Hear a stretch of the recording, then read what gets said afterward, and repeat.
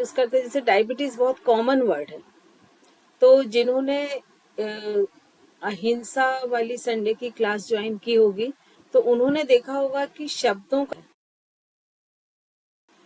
हमारे ब्रेन पे, तो हम जो एनएलपी प्रैक्टिशनर होते हैं ये हमेशा बोलते हैं कि आप उस वर्ड को अवॉइड करो जो कोई नेगेटिव है। तो डायबिटीज बहुत नेगेटिव वर्ड है, ठीक है। तो हम लोग इसको डिफरेंट टाइम, क्योंकि जिन चीजों को हम बार बार बोलते हैं ना उनको हम इनडायरेक्टली अपने पास अट्रैक्ट करते हैं। तो यदि हम बार बार बोलते हैं कि हाँ मेरी डायबिटीज इतनी है, मेरी शुगर इतनी है, तो अननेसेसरी हम उन चीजों को अट्रैक्ट कर रहे हैं। तो आपको उससे भी बचना पड़ेगा, और उससे बचने के लिए हम क्या करते हैं कि वो जो बीमारी होती है उसको एक कोई फनी सा नाम दे देते हैं। जैसे सपोज एक एग्जाम्पल कि मुझे किसी से पूछना है कि उसकी डायबिटीज कैसी है, और मैं नहीं चाहती हूँ कि इस वर्ड को मैं रेसिटेट करूं या प्रोनाउंशिएट करूं, तो मैं उससे जस्ट पूछूंगी आपकी मधुमालती जी कैसी हैं, है ना। तो इस तरह का हम उसका एक ऑप्शन लेते हैं। देखिए नीति जी को तो हंसी भी आ गई। तो क्या हुआ कि जो हमारे ब्रेन पर एक बीमार डायबिटिक पेशेंट का या व्यक्ति का इमेज बनेगा, वो मैंने आपसे पूछ भी लिया और आपके माइंड में वो इमेज नहीं बनी। बनी क्या नीतू जी? नहीं बनी।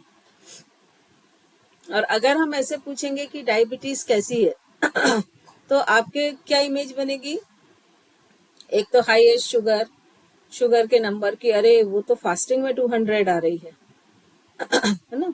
बहुत लिथार्जिक बॉडी, मसल्स कम होती हुई, इस टाइप की इमेज आपका माइंड क्रिएट करेगा। और हमारा माइंड जो होता है वो पूरा इमेजेस पर ही चलता है ना। यदि आपके सामने मैं 10 टाइप्स के कोई सपोज फ्रूट्स रख दूं, अब उसमें से 4 ऐसे हैं जो आपने कभी भी नहीं देखे हैं कि वो क्या है, ना उनका पिक्चर देखा, ना उनके बारे में सुना है, कुछ भी नहीं है। एक एग्जाम्पल ले लेते हैं कि हम कीवी, ड्रैगन फ्रूट, इस टाइप के कोई 4 फ्रूट्स हैं जिससे आप बिल्कुल अनजान हैं। तो आप देखिए, यदि मैं आपको बोलूंगी कि आप एक एप्पल को उठाइए, तो आपका हाथ तुरंत आगे बढ़ेगा और उस एप्पल को उठा लेगा, राइट। अब वो जो 4 फ्रूट हैं जिनके आपने कभी पिक्चर भी नहीं देखे, नाम भी नहीं सुने, सपोज उसमें से एक कीवी है। अब मैं आपको बोलती हूँ कि कीवी उठा लीजिए, तो क्या आपका हाथ आगे बढ़ेगा? नहीं बढ़ेगा। क्यों? क्योंकि आपके ब्रेन में वो इमेज क्रिएट नहीं हो रही है। वही मैं बोलूं बनाना, तो आप देखिए, आप जैसे ही मैं बनाना बोलूंगी आपके ब्रेन में एक इमेज क्रिएट होती है और उस इमेज से मैच करती हुई चीज को आप सामने से उठा लेती हैं। तो हमारा जो माइंड और ब्रेन है ये पूरी तरह से इमेजेस पर काम करता है। तो हमें हर उस शब्द से बचना चाहिए जिसकी इमेज नेगेटिव बनती है, ठीक है। तो आज हम देख रहे हैं कि हमने ये देख लिया है कि इसके सिम्टम क्या है, ये होती कैसे है, लाइफस्टाइल डिजीज है। अब इससे हम बचें कैसे? भाई होती है तो जो चीज है उससे बचने के भी तरीके हैं, क्योंकि दुनिया में जितनी भी अगर समस्याएं हैं तो उसके समाधान भी है। लेकिन बस ये है कि आपको क्या करना है कि जैसे आप सेंटर ऑफ द प्रॉब्लम है और आप चारों तरफ उसके सर्किल करते जा रहे हैं, तो आपको अपने आप को उस सेंटर से बाहर निकालना है। जैसे कई बार होता है ना कि आप किसी समस्या से घिरे रहते हैं, बहुत परेशान रहते हैं, और आप अपने किसी अच्छे फ्रेंड से डिस्कस करते हैं तो बोलता है ठीक है ऐसा नहीं ऐसा कर लो ना, तो आपको लगता है यार ये तो कितना इजी सोल्यूशन था, मुझे क्यों नहीं दिखा। हुआ है ऐसा आप लोग की लाइफ में कभी? ये तो मैं भी सोच सकता था लेकिन मैं नहीं सोच पाया। क्यों? क्योंकि आप अपने आप को प्रॉब्लम से घेर के बैठे हैं। तो जब तक आप दृष्टा नहीं बनेंगे कि उसके सामने खड़े हो जाए, तब तक आपका सोल्यूशन नहीं आएगा। तो इसको, शुगर को स्टॉप करने के लिए या रिवर्स करने के लिए सबसे पहला क्या तरीका है कि हमने बात की थी कि बॉडी में जो टॉक्सिन्स डिपॉजिट होते हैं, जो गंदगी डिपॉजिट होती है, वो रिस्पॉन्सिबल होती है। तो सबसे पहले तो बॉडी को डिटॉक्स किया जाए। बॉडी को डिटॉक्स करने का सबसे अच्छा तरीका क्या है? फास्टिंग। तो आजकल जो इंटरमीडिएट फास्टिंग चलती है उसमें आप 16 घंटे की फास्टिंग कर सकते हैं। अब जैसे ही मैं यहाँ फास्टिंग के लिए बोलूंगी तो सबसे पहला क्वेश्चन आएगा कि भाई जो डायबिटिक पर्सन होते हैं उनको तो बोला जाता है कि हर 2 घंटे में कुछ खाइए, और यहाँ फास्टिंग की बात कर रहे हैं। तो यहाँ हम कौन सी फास्टिंग की बात कर रहे हैं? जिसमें आपको सॉलिड नहीं लेना, ठीक है। आप बीच बीच में कुछ जूसेस ले सकते हैं। अब फिर आप बोलेंगे डायबिटीज वाले को तो जूस लेना मना है, तो आप जूस कौन से ले सकते हैं? जैसे जो पेठा आता है सफेद, जिसको हम कुमड़ा, सफेद कुमड़ा बोलते हैं, हाँ हाँ, वो है। उसमें आप बेलपत्र डाल के ले सकते हैं। खीरा है ना, लौकी है, इन चीजों के आप जूस ले सकते हैं। तो ये जो 16 घंटे की फास्टिंग है, और जैनियों के लिए तो ये फास्टिंग बहुत ही इजी है। आप 6 बजे खाना खा लीजिए, ठीक है। सुबह 6 बजे तक आपके 12 घंटे हो गए, डन। अब आपको सिर्फ 3 घंटे करना है, तो 6 से 9 मतलब आपकी 3 घंटे की आप फास्टिंग मैनेज यदि कर लेते हैं तो आपकी 16 आवर की फास्टिंग हो गई। तो ये जो 16 घंटे की फास्टिंग है, ये जैन के लिए सबसे इजी टास्क है। पहला ये करना है, क्योंकि हमेशा क्या होता है, हमारी बॉडी के जो ऑर्गन होते हैं, सिस्टम होते हैं, वो एक साथ 2 काम नहीं कर सकते। जैसे जब हम खाना खा रहे हैं तो हमारा डाइजेशन सिस्टम क्या कर रहा है, डाइजेस्ट कर रहा है, तो वो उसको क्लीन नहीं कर सकता है। जब पूरा डाइजेशन हो जाता है उसके बाद ही क्लीनिंग प्रोसेस शुरू होती है। लेकिन हम क्या करते हैं, फिर थोड़ी देर में कुछ खा लिया, फिर थोड़ी देर में कुछ खा लिया, तो क्लीनिंग प्रोसेस पे हम आ ही नहीं पाते। तो हम कोशिश करें कि हम 6 बजे तक खाना खा लें शाम के समय, और उसके बाद अगले दिन 9 बजे सुबह फर्स्ट सॉलिड फूड लें। 6 से 9 के बीच में आप कोई भी जूस ले सकते हैं, जो अभी हमने डिस्कस किए थे कि सफेद पेठा का, लौकी का या खीरा का। इसमें अगर बेलपत्र अवेलेबल है तो वो मिला लें, डायबिटीज के लिए वो बहुत अच्छे होते हैं, तो आप ये ले सकते हैं। फिर उसके बाद आपको लगभग मतलब आप नाश्ते में कुछ हल्का फुल्का ले सकते हैं, जो भी आप कुछ जूस ले सकते हैं या कोई फ्रूट ले सकते हैं। फ्रूट में भी बहुत सारे फ्रूट्स ऐसे होते हैं कि जो शुगर वाले पेशेंट ले सकते हैं। तो जो नहीं ले सकते हैं वो कौन कौन से हैं? आम, केला, चीकू और अंगूर, ठीक है। ये 4 फ्रूट्स होते हैं जो अवॉइड करना चाहिए। बाकी जो भी होते हैं जैसे एप्पल है, और उसका स्ट्रॉबेरी है, पपाया है, ये सारे फ्रूट, चेरी है, जामुन अभी आ रही है, जामुन बहुत अच्छी होती है, फिर आलू बुखारा है, तो अमरूद है। इस तरह के ये फ्रूट्स जो हैं ये डायबिटिक पर्सन ले सकते हैं। कोशिश करें कि जो आप फ्रूट लें वो सीजनल हो और लोकल हो। जैसे अभी इस सीजन में जामुन आ रही है, तो डायबिटिक वालों के लिए वो बहुत अच्छी है। क्योंकि वो लोकल और सीजनल क्यों लेना है? क्योंकि वो बनाए ही आपके लिए है। तो कोशिश हम करें कि जो भी फ्रूट लें वो लोकल और सीजनल लें। हल्का फुल्का आप नाश्ता ले सकते हैं, जो भी आप चाहें। फिर उसके बाद आपको लंच लेना है। लंच में भी आपको मैक्सिमम क्या लेना है, जैसे सपोज आप 1 बजे लंच करने वाले हैं, तो आप 12 से साढ़े 12 के बीच में सैलेड ले लें। सैलेड में आप कुछ चीजें कॉमन रखें, जैसे धनिया, टमाटर, नारियल, ये 2-3 चीजें कॉमन रखें, और उसके बाद आप उसमें जो सीजनल आपकी चीजें हैं वो मिक्स कर सकते हो। कि कभी खीरा मिक्स कर लें, कभी उसमें आप चाहें तो गाजर मिक्स कर लें, कभी चुकंदर मिक्स कर लें। तो वो डिपेंड करता है किस चीज की अवेलेबल है आपके पास, वो चीज को आप उसमें मिक्स करके एक सैलेड बना लें। लेकिन सैलेड में अवॉइड क्या करना है? मसाले, नमक, नींबू, इन चीजों को अवॉइड करना है, और मिर्च। तो आपको उसका जो नेचुरल फॉर्म है उसमें ही लेना है। और जितना अधिक आप रॉ मटेरियल यूज करेंगे, रॉ मटेरियल मतलब बिना पका हुआ, उतनी जल्दी डायबिटीज ठीक होगी। क्योंकि जो रॉ मटेरियल होता है और लाइव मटेरियल, मतलब ऐसा ना हो कि उस मटेरियल में जीवन तत्व ही नहीं है। इसको आप एनर्जी लेवल पे चेक भी कर सकते हैं। जैसे आप ब्रेड की एनर्जी चेक करें तो ब्रेड की टोटली नेगेटिव एनर्जी आएगी, वहीं फ्रूट्स की पॉजिटिव आएगी। है ना। जैसे आप ये कोई भी जूस बना ले और कोई कोल्ड ड्रिंक की चेक करे या सिंपल पानी की चेक करे, तो इसकी पॉजिटिव आएगी और जो आप कोल्ड ड्रिंक आपने रखा उसकी नेगेटिव। तो आपका सिलेक्शन वो होना चाहिए जो जिसमें लिविंग एनर्जी हो और जो आपको जीवन दे। फिर उसके बाद आप चाहें तो कुछ 3-4 बजे हल्का फुल्का आप जो भी लेना चाहें विदाउट शुगर टी, या उसके साथ कुछ पॉपकॉर्न या जो भी आप लाइट लेना चाहें वो ले सकते हैं। और 6 बजे आप अपना डिनर ले लें। तो डिनर में आप रोटी सब्जी लें।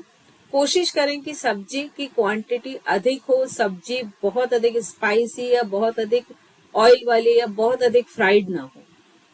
सिंपल, जैसे वैसे भी हमारे जेएनयू में बहुत सिंपल सी सब्जियां बनती हैं, कोशिश करें वही लें। और आपकी कोशिश होना चाहिए कि यदि एक रोटी आप खा रहे हैं तो उससे दुगनी सब्जी लें, 2 छोटी कटोरी सब्जी लें। या फिर आप उसकी अनाज की क्वांटिटी कैसे कम कर सकते हैं कि आप रोटी के आटे में ही कोई सब्जी मिक्स कर लें। जैसे आप लौकी को किसके मिक्स कर लें, खीरे को किसके मिक्स कर लें, थोड़ा चुकंदर डाल लें, मतलब जो आपके पास अवेलेबल हैं सब्जियां उन्हें मिक्स करके और उसकी ही रोटी बना लें। तो इस तरह की आपकी पूरी डाइट है वो होनी चाहिए। तो इस डाइट को आप फॉलो करेंगे तो लाइफ स्टाइल में काफी चेंजेस हो जाएंगे। यहाँ पर एक ध्यान रखें कि हमको डिटॉक्सिफिकेशन के लिए शुरू में हमारे पास हमारी जो एलिमेंट्री कैनाल है, एलिमेंट्री कैनाल मतलब मुंह से लेके जहां से हम खाने को इनपुट करते हैं और हमारे एनस तक जहां से हम वेस्ट को एक्सक्रीट करते हैं, यहाँ तक की पूरी क्लीन होना जरूरी है। अब इन क्लीनिंग के लिए आपके पास योग में एक बहुत अच्छा तरीका होता है लघु शंख प्रक्षालन, जो हम लास्ट डे करेंगे, फ्राइडे को करेंगे। तो उससे क्या होगा, और दूसरा तरीका है एनिमा। एनिमा से सभी परिचित हैं तो इसलिए उसको बहुत डिटेल में जाने की जरूरत नहीं है। तो मुझे ऐसा लगता है कि एनिमा से भी बेटर लघु शंख प्रक्षालन है, क्योंकि वो पूरा ऊपर से लेके नीचे तक की जो पूरी एलिमेंट्री कैनाल है उसको वॉश कर देता है और धो देता है।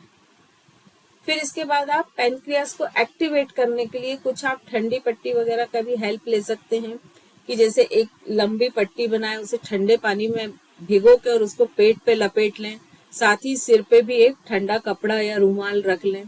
तो इस तरह से आप ये ठंडी पट्टी की भी हेल्प ले सकते हैं। और सबसे ज्यादा इसमें जो जरूरी चीज है वो है सात्विक आहार, कि आपका आहार जो है वो लिविंग एनर्जी से भरा हुआ हो। और इसके साथ वर्कआउट कंपलसरी है कि आप वर्कआउट करें कम से कम दिन में, मतलब पूरे वीक में 3 से 4 घंटे का अपना आपका वर्कआउट होना कंपलसरी है। पर डे 30 से 40 मिनट्स का वर्कआउट करें, जिससे आपको प्रॉपर आपकी बॉडी की एनर्जी मेटाबॉलिज्म बढ़े और एनर्जी कैलोरीज बर्न हो, क्योंकि ओबेसिटी भी एक बहुत बड़ा रीजन होता है डायबिटीज का। अब वर्कआउट में जब बात आती है तो लोग बोलते हैं हम तो 5 किलोमीटर वॉक करते हैं। आप डेफिनेटली 5 किलोमीटर वॉक करते हैं, लेकिन यदि आप मान लीजिए आजकल चूंकि सारी रोड्स कंक्रीट्स की बना दी गई हैं, यदि आप कंक्रीट की रोड पर 5 किलोमीटर वॉक कर रहे हैं तो आप अपने नी की लाइफ कम कर रहे हैं। तो हमेशा डायबिटिक वालों को ये ध्यान रखना चाहिए कि उन्हें हर एक जॉइंट को चलाना है, लेकिन बिना वेट के चलाना है, कि उस पर कोई वेट ना आए। यदि वेट आप उस पर डालेंगे तो अननेसेसरी उसकी लाइफ कम कर देंगे। तो आप देखिए जहां भी थेरेपी वर्ड आता है, चाहे वो एलोपैथी हो, आयुर्वेदिक हो, होम्योपैथी हो, कोई भी टाइप की पैथी हो, वो कभी ग्रुप में नहीं होती। कभी किसी ने देखा है कि डॉक्टर पूरे पेशेंट्स को ग्रुप में बुला के और फिर ट्रीट कर देते होंगे? कभी नहीं होती है। तो अगर आप थेरेपी पे जाते हैं तो उसका मतलब ये है कि आप अकेले हैं वहां, जिनसे आप सारी चीजें शेयर कर सकें, फिजिकल मेंटल, और तभी वो थेरेपी पॉसिबल हो पाती है। ये जो एक ग्रुप हमने किया है ये जस्ट अवेयरनेस के लिए है, क्योंकि यहाँ पर सबकी बॉडी डिफरेंट है, सबके अलाइनमेंट मिस अलाइनमेंट दोनों डिफरेंट है, सिमेट्री डिफरेंट है, कैपेसिटी डिफरेंट है, मसल्स स्ट्रेंथ डिफरेंट है, मसल्स फ्लेक्सिबिलिटी डिफरेंट है, मेंटल स्टेटस डिफरेंट है। तो ये सिर्फ एक अवेयरनेस के लिए कैंपिंग है, ये सोल्यूशन नहीं है। इस चीज को आप ध्यान रखें। तो थेरेपी से साथ यदि आप जुड़ोगे तो जब तक आप सिंगल नहीं होगे तब तक आपकी थेरेपी नहीं हो सकती। यदि कोई भी बोलता है कि ग्रुप में थेरेपी कर देते हैं तो वो गलत है। ठीक है, तो कोशिश करें कि एक अच्छे थेरेपिस्ट के अंडर में आप भले ही 2 महीने सीख के और फिर खुद करें, लेकिन ट्रेनिंग लेके करें कि आप अपने आप को सही ढंग से कर पाए। राइट, अब हम थोड़े से ज्वाइंट एक्सरसाइज, चूंकि हम पूरे डिटेल में कर चुके हैं तो आज हम फास्ट करेंगे और बहुत जल्दी जल्दी करेंगे कि 10 मिनट में हमारे पूरे ज्वाइंट एक्सरसाइज खत्म हो जाए। तो रितु जी आपको ज्वाइंट एक्सरसाइज कराएंगी सारी, और 5-5 बार ही हम करेंगे, फास्ट करेंगे क्योंकि हमको आगे का भी सीखना है। तो कोशिश करें कि 10 मिनट्स में कंप्लीट हो जाए। एक्सप्लेन करने की जरूरत नहीं है क्योंकि वो हम कर चुके हैं।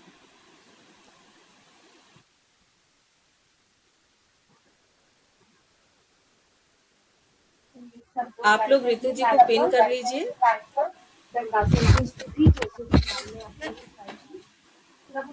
आप लोग ऋतु जी को पिन कर लीजिए। मैं इसलिए सभी के मैं पिन नहीं कर रही हूँ क्योंकि मुझे आप लोग का पोस्चर देखना है। यदि मैं पिन करूंगी तो आप लोग के विंडोज कम हो जाएंगे, तो इसीलिए आप लोग माई सेल्फ में पिन कर लीजिए।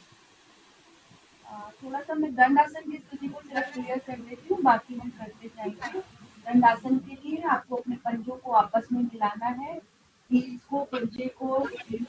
ऋतु जी इसको भी हम बता चुके हैं, तो आप कंटिन्यू करिए, नहीं तो बात के लिए का समय नहीं बचेगा। चलिए, सम स्थिति में बैठेंगे, हाथों को सामने लेके आएंगे। अब टोज को और फिंगर्स को टाइट करेंगे और स्प्रेड करेंगे। जल्दी जल्दी करेंगे इसको 10 टाइम्स। 3 4 5 6 7 8 9 10। दोनों हाथों को, दोनों हथेलियों को नीचे की तरफ लाएंगे, इसी तरह पंजे को बाहर और अंदर। इसको भी 10 टाइम्स करेंगे। 2 3 4 5 6 7 8 9 10। अब अपोजिट, एक हाथ नीचे, एक पैर नीचे, एक ऊपर। हाथों और पैरों को अपोजिट डायरेक्शन में मूव करेंगे। 3 4 5 6 7 8 9 10।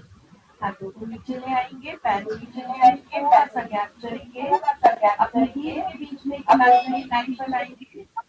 ऋतु जी आप थोड़ा पीछे खसक जाए, आपके लेग्स दिख नहीं रहे हैं, थोड़ा सा पीछे की तरफ शिफ्ट हो जाए, हल्का सा।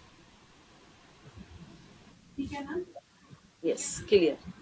दोनों पंजों के बीच में गैप करेंगे। अब दोनों पंजों को, बिग टोज को अंदर की तरफ टच करने की कोशिश, और छोटी उंगली को बाहर अंदर लाएंगे, बाहर। 3 मैक्सिमम अंदर लाने की कोशिश। 4 5 6 7 8 चाहे जी बिना सपोर्ट के करने की कोशिश करें, हाथ सामने ले आए। 10। अब दोनों पैरों को एक ही साइड लेके जाएंगे, एक ही डायरेक्शन में। 1 3 4 पैर सीधे करके करना है 5 राजीव जी, पैर सीधे करके, 6 टोस को मूव 7 करना है। 8 9 10। दोनों पंजों को वापस, अब दोनों बिग टोज को बीच में लाएंगे और यहीं से घुमाते हुए सर्कल बनाएंगे बाहर की तरफ, अपोजिट अपनी तरफ और वापस सेम डायरेक्शन में चलेंगे।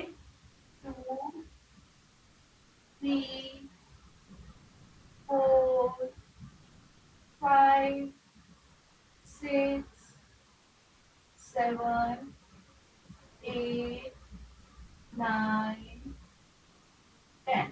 Anti-clockwise and the opposite.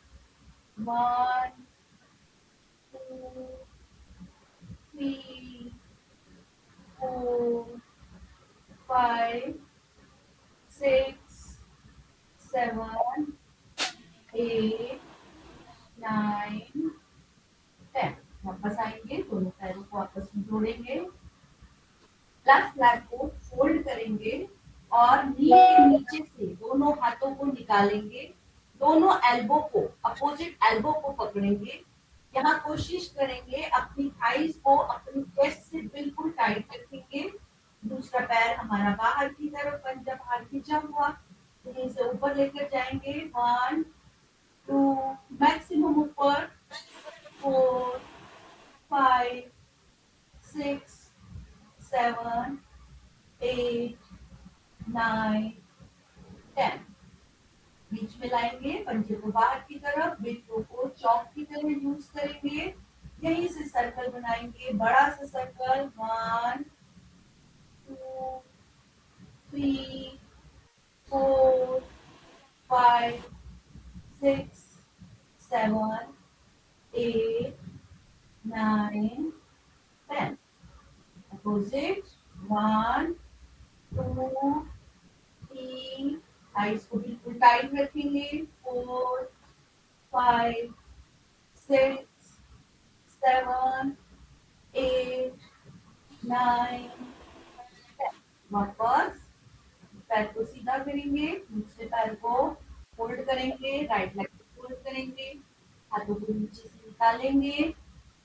Left leg का टो बाहर की तरफ खींचा हुआ, राइट लेग को ऊपर लाएंगे, टाइटली पकड़ेंगे, मैक्सिमम ऊपर लाने की कोशिश। ऊपर लाएंगे, पंजा हमारी तरफ खींचा हुआ, नीचे जाएंगे तो बाहर। 2 3 4 आशीष भैया क्रैम्प आ गया क्या? 6 क्रैम्प आ रहा है? 8 9 10। अभी कुछ दिनों से लोअर बैक में प्रॉब्लम हो रहा है, तो अभी भी कर नहीं पा रहा हूँ, दर्द बढ़ जा रहा है, तो मैं पंजे को बीच में लाते हुए बड़ा सा सर्कल। 3 4 5, बिग टो को बाहर की तरफ लेकर जाएं और चौक की तरह घुमाएंगे। 6 लीजिए, चिन आप 7 रखें, चिन ऊपर उठा के 8 रखें। 9 10। अपोजिट। 1 2 3 4 5 6 7 8 9 10। वापस आ जाएंगे। हम आइस की करानी है, शोल्डर और करा दीजिए, शोल्डर के शोल्डर रोटेशन और रिस्ट रोटेशन, बस 2 और करा। नीचे हाथों को अपनी थाइस के ऊपर रखेंगे। आशीष भैया इसके बाद भुजंगासन और शलभासन करें। शोल्डर को मैक्सिमम लेग्स को ज्वाइन ऊपर ले रखेंगे। जाएंगे, पीछे वापस बड़ा सा सर्कल बनाएंगे, हाथों को नीचे रखेंगे भैया, हाथों को थाइस पे रखेंगे, सर्कल बनाते हुए। 2 चिन आप रखें। 4 हाँ, 5 6, हाथों को नीचे रखेंगे। 7 8 9, सिर्फ शोल्डर मूव होंगे।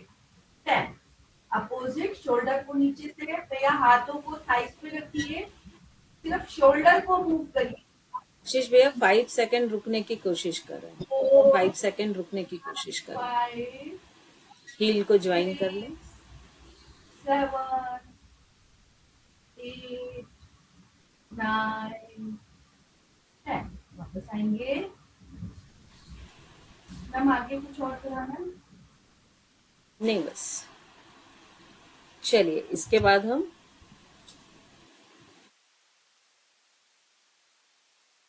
नेक्स्ट हमारी एक्सरसाइज हम शुरू करते हैं। अब आपको जो नेक्स्ट एक्सरसाइज करना है, आप लोग मुझे पिन कर लें। मैं पिन कर दूंगी तो रितु जी भी आप लोग को नहीं देख पाएंगी, तो इसीलिए आप लोग मुझे पिन कर लें। अब देखिए, हमको डायबिटीज में क्या करना है, हमारे पेनक्रियास को एक्टिवेट करना है कि वो प्रॉपर इंसुलिन को सीक्रेट कर पाए। ठीक है, तो उसके लिए हमें कौन सी एक्सरसाइज करनी है, ट्विस्टिंग वाली। और कौन सी ट्विस्टिंग ज्यादा करनी है, राइट ट्विस्टिंग। तो हम सबसे पहले एक ट्विस्टिंग एक्सरसाइज करेंगे, सिंपल। क्लियर दिख रहा है रितु जी? हाँ जी। दोनों पैरों को इस तरह से जोड़ के बैठना है, दोनों हाथों को इस तरह से पीछे रख लेना है दूरी पर, कि हल्की सी हमारी अपर बॉडी पीछे की ओर हो जाए। दोनों पैर जुड़े हुए, दोनों नी जुड़े हुए। अब लेग्स को हम एक एक करके पास ले आएंगे, जितना पास ला सकते हैं। और इसके बाद दोनों नी को, अब आप इमेजिन कीजिए कि आपका ये जो बीच के लेग हैं ये पूरे गए हैं, चिपक गए हैं, और दोनों नी को आप पूरा इस तरह से ट्विस्ट करते हुए लेफ्ट साइड फ्लोर तक लेकर आएंगे और राइट साइड देखेंगे। ठीक है, राइट साइड देखना है। कुछ देर रुकेंगे, कोशिश करेंगे कि जब आप इस तरह से ये नी को लाते तो ये ऐसे खुले ना। ठीक है, और यदि सपोज आपके नी अभी भी खुल रहे हैं तो आप एक सिंपल न्यूज़पेपर लेंगे, सभी के घर में अवेलेबल होगा। न्यूज़पेपर को आप अपने दोनों, अगर आसपास किसी के अवेलेबल हो तो वो ले ले, न्यूज़पेपर उठा ले, और दोनों नी के बीच में इस तरह से इसको पकड़ेंगे कि इसका मैक्सिमम 3/4 पार्ट इसका ऊपर रहे, इस तरह से ये नीचे ना रहे। ये इस तरह से इसे पकड़े दोनों हाथे से, और फिर पास किया पैर को और लेफ्ट ले गए।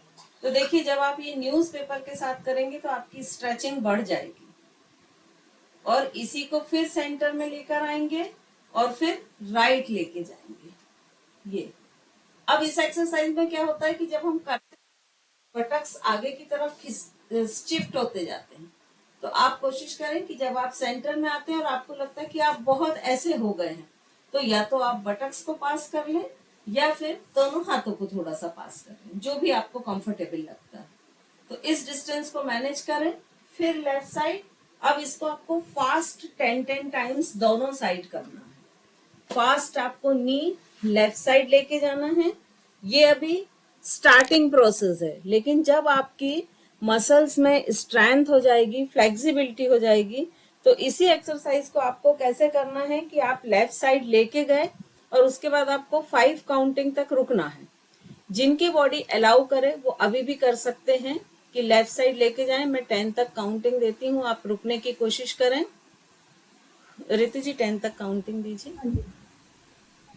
रुकिए, 1, दोनों साइड से साइड पे कराइए। रुकिए, 1, 2, 3, 4, 5, 6, 7, 8, 9, 10। बीच में आ जाएंगे। राजीव भैया दोनों साइड एक बार में नहीं करिए, मैं अभी आपको जो काउंटिंग दे रही हूँ वो एक साइड के लिए दे रही हूँ। अब अपोजिट जाएंगे, वहां पर भी रुकेंगे।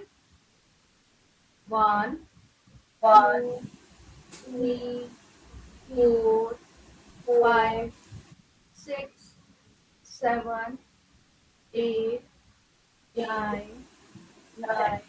वापस जाएंगे। रिलैक्स, थोड़ा सा ब्रीदिंग को नॉर्मल करें। अब हम इसी में सेकंड एक्सरसाइज क्या करेंगे, पोजीशन हमारी सेम रहेगी, जिस पोजीशन में हम अभी थे वही पोजीशन रहेगी। अब हमको क्या करना है कि सिंपली अपने लेग को, लेफ्ट लेग को लेफ्ट कॉर्नर पे रखना है मैट के, राइट लेग को राइट कॉर्नर पे रखना है। ये दोनों जो हमारे सोल हैं मैट के कॉर्नर पर रहेंगे। पोजीशन सेम आप रखेंगे जैसे अभी रखे हुए थे। अब आपको फिर से दोनों नीज को लेफ्ट साइड लेके जाना, मैं राइट साइड लेके जा रही हूँ जिससे आपको दिखे। और आपको कोशिश क्या करना है कि ये वाला अंदर वाला जो नी है ये फ्लोर को टच करे। ये तो आपका इजीली टच हो।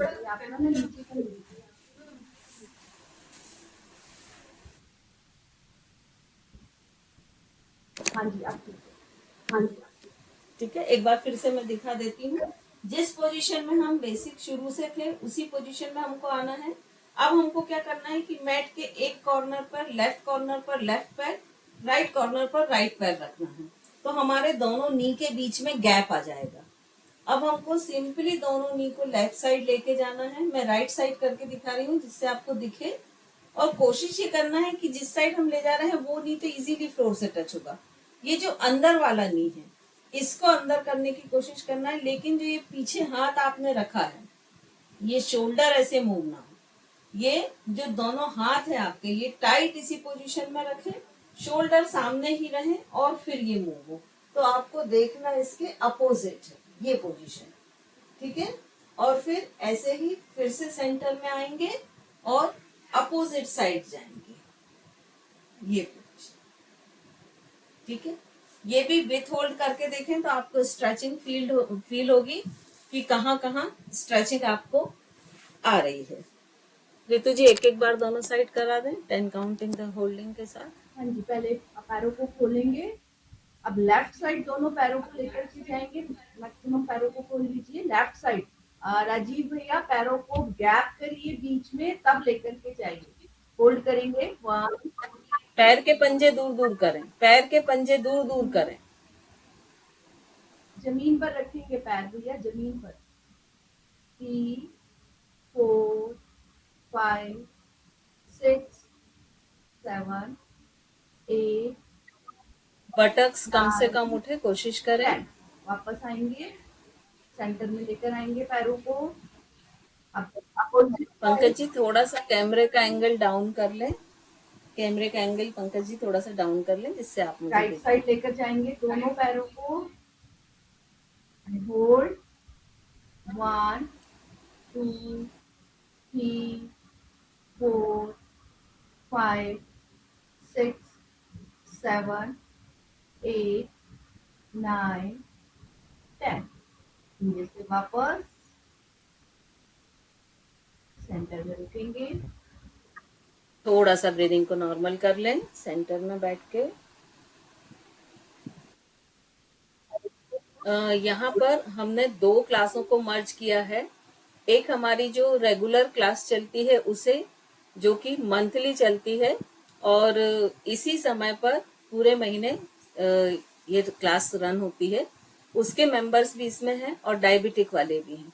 तो जो मंथली मेंबर्स हैं तो वो उनको हमने इसलिए इसमें मर्ज किया है कि कई बार हम करते करते छोटी छोटी बारीकियां भूल जाते हैं, तो एक बार उनको रिफ्रेश हो जाए कि एक्सरसाइज कैसे करना है और किस तरह से छोटी छोटी चीजों को ध्यान में रखते हुए करना है उसकी टेक्निक को, इस सोच के साथ हमने दोनों क्लासों को मर्ज किया था।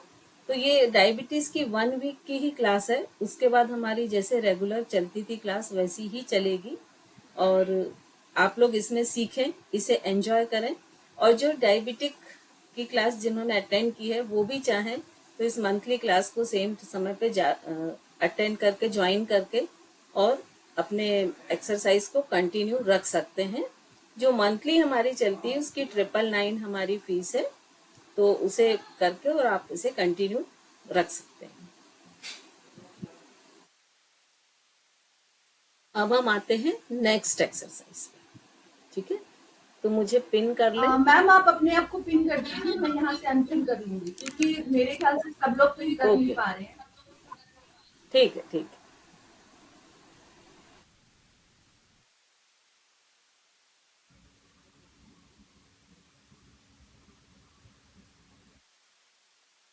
चलिए, अभी सभी को क्लियर दिख रहा है? एक बार थम्स अप करके मुझे बता दें। राजीव जी क्लियर दिख रहा है आपको? स्क्रीन थम्स अप करके बस बता दें, अनम्यूट करने की जरूरत नहीं, सिर्फ थम्स अप करके बता दें। ओके, अब हम आते हैं नेक्स्ट एक्सरसाइज पे। नेक्स्ट एक्सरसाइज में हमको क्या करना है, सिंपल दंडासन की पोजीशन में बैठना है, और हमें फिर दोनों नी को टाइट करना है, टोज जितना अंदर की तरफ कर सकते हैं और हील को बाहर की तरफ। टोज अंदर, हील बाहर, इस पोजीशन में रखना है। नी को थोड़ा सा नीचे की तरफ पुश बैक करते हुए नी के ऊपर थाई मसल्स को टाइट करना है। कोशिश करना है कि नी के बीच में ये जो गैप रहता है फ्लोर और नी के बीच में, इसे हम 0 कर दें, ये गैप ना रहे। तो जब आप इस तरह से ये गैप को 0 करेंगे तो आपके हील्स हल्के से ऊपर उठ जाएंगे, पैरों की उंगलियां 180 डिग्री पर। अब हमें अपने लेफ्ट हैंड से राइट थाई को इस तरह पकड़ना है और इस हाथ पे प्रेशर देते हुए अपर बॉडी को इस तरह से ट्विस्ट करना है। दूसरा हाथ हमको सामने रखना है और पूरा श्वास लेते हुए इस तरह से, जब यहाँ तक मान लीजिए मैं मैन जा सकती हूँ, तो यहाँ पर प्रेशर देते हुए थोड़ा सा और पीछे जाने की कोशिश करना है, फिर वापस आना है, फिर जाना है। इस तरह से 10 टाइम्स आपको करना है। अब इस एक्सरसाइज में एक चीज को मैं आगे या साइड में करना है, तो हम ये पोजीशन ले लेते हैं। तो ध्यान रखें कि आपका शोल्डर डाउन है। वो आप कैसे पहचान सकते हैं कि आपकी शोल्डर की पोजीशन ठीक है कि नहीं? देखिए यहाँ मेरी नेक आपको क्लियर दिख रही है, थम्स अप करके। और अगर हम सिंपल खोलते हैं ये, तो देखिए नेक नहीं दिख रही है, तो आपको रोल बैक करके सामने खोलना है और फिर दोनों कंधे और हाथ को पीछे भी ले जाए तो इसे ऊपर नहीं करना है, डाउन रखना है, ठीक है। और यही एक्सरसाइज हम अपोजिट साइड से करेंगे। पंडित तो भैया चलिए आप पहले दीवार 10 से टाइम्स। आगे आ जाइए, पंडित भैया आप दीवार के साथ बैठिए, थोड़ा आगे आ जाइए। एक और बता दूं क्या, तो फिर 2 एक्सरसाइज एक साथ कर लेंगे हम, मुझे बार बार पिन नहीं करना पड़ेगा। बता दूं एक और, ठीक है। अब इसके बाद हमको नेक्स्ट करना है मेरु वक्रासन।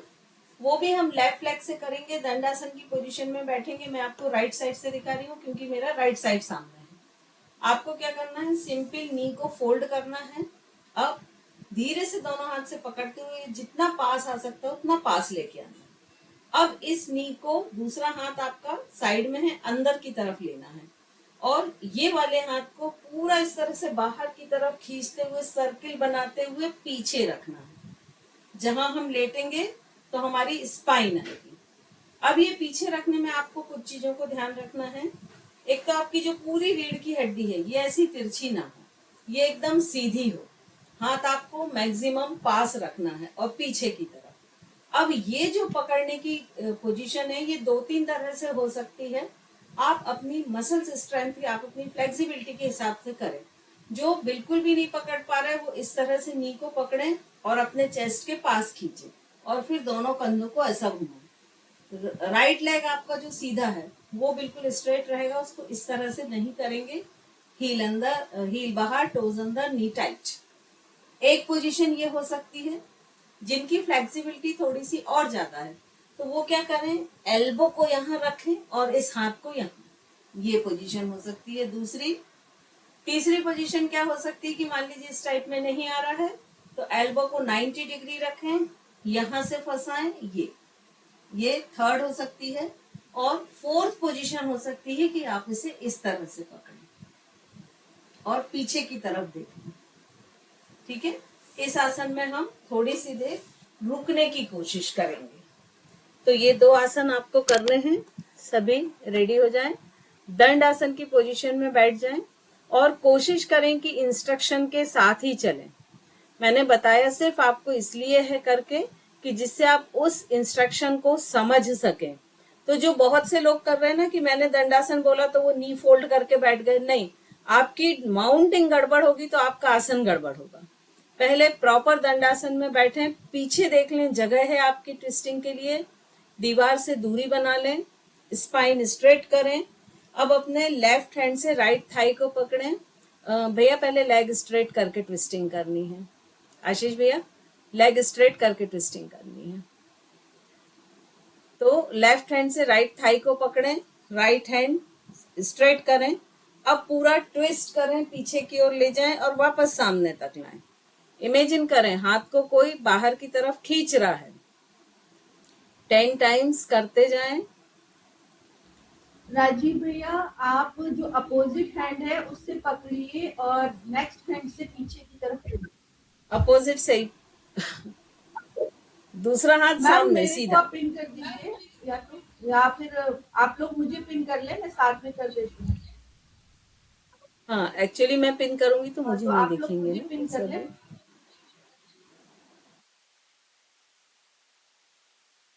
अब यही एक्सरसाइज 10 टाइम्स अपोजिट साइड से करें। राइट हैंड से लेफ्ट थाई को पकड़ें।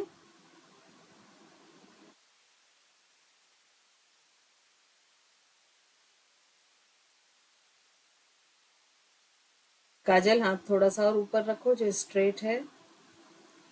हाँ अब करो। रितु जी आप मालूम कैसे कर रहे हैं, हाथ को बिल्कुल ढीला छोड़ के ना ये इस तरह से हाथ टाइट रखें कि कोई बाहर की ओर खींच रहा है, इमेजिन करें आप। श्वेता जी चिन थोड़ा आप रखें, आपका शोल्डर रेज हो रहा है, शोल्डर थोड़ा डाउन रखें। प्रियंका जी हाथ हथेली बस को थोड़ा सा ऊपर उठा लें, बस।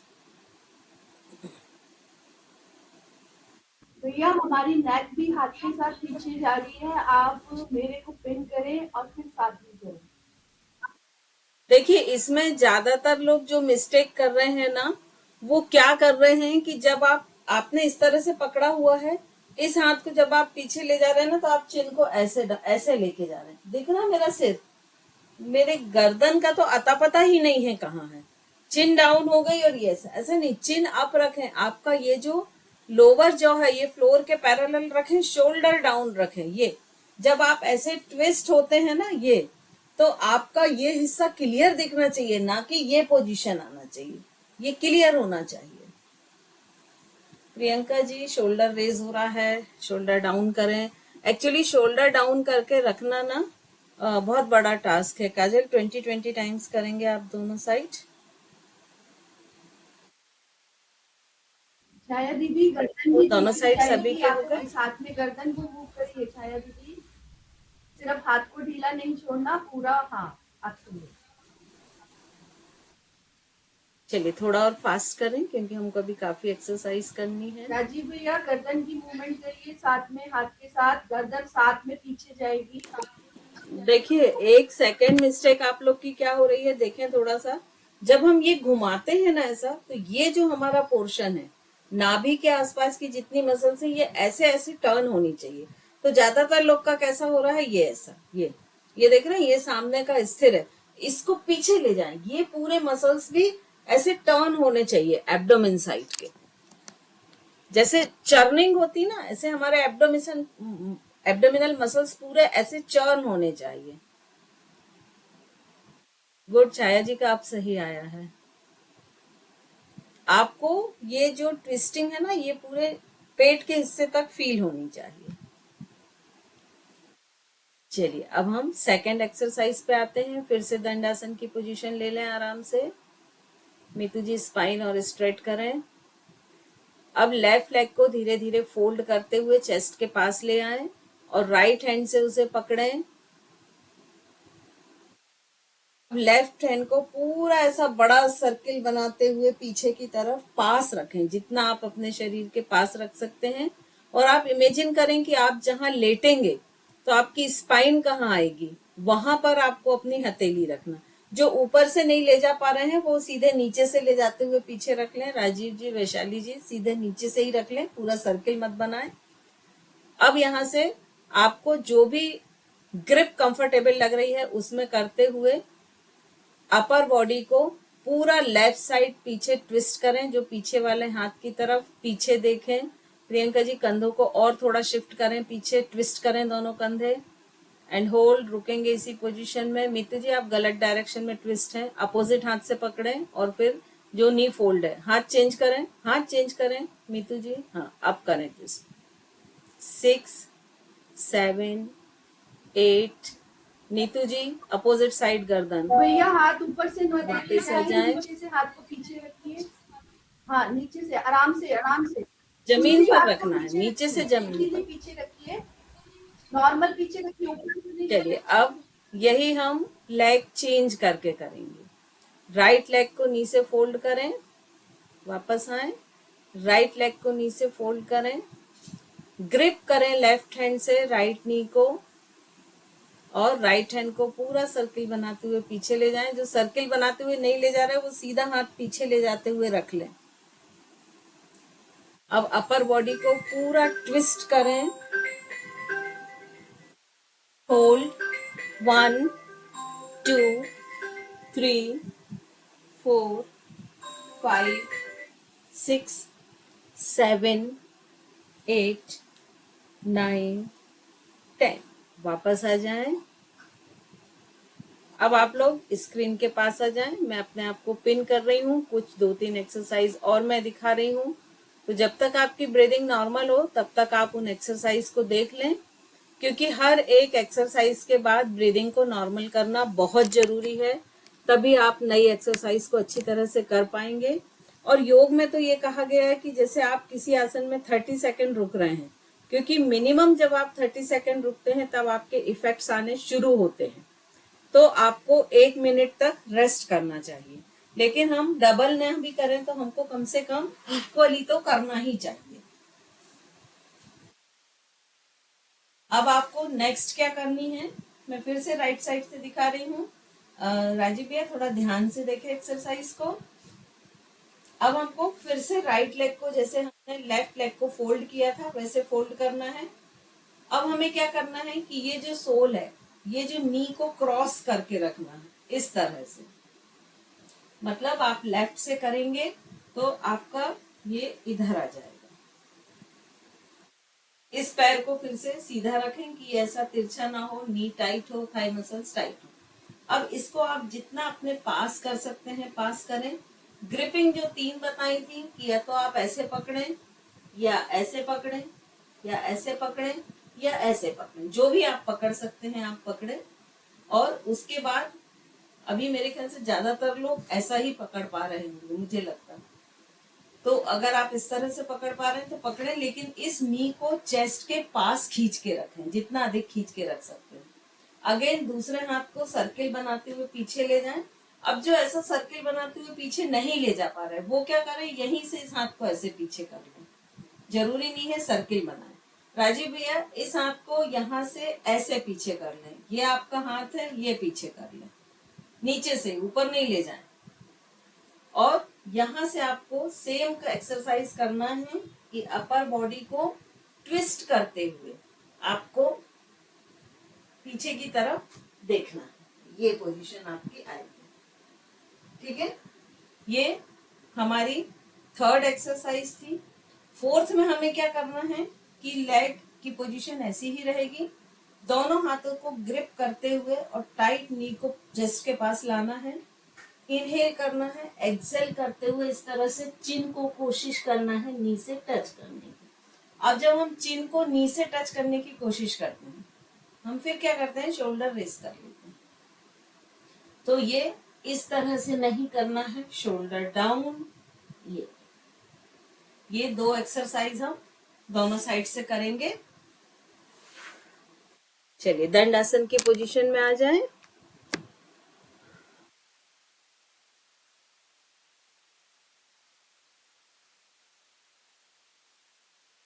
दंडासन की पोजीशन ले लें सभी। एक बार फिर से लेफ्ट लेग को नी से फोल्ड करें,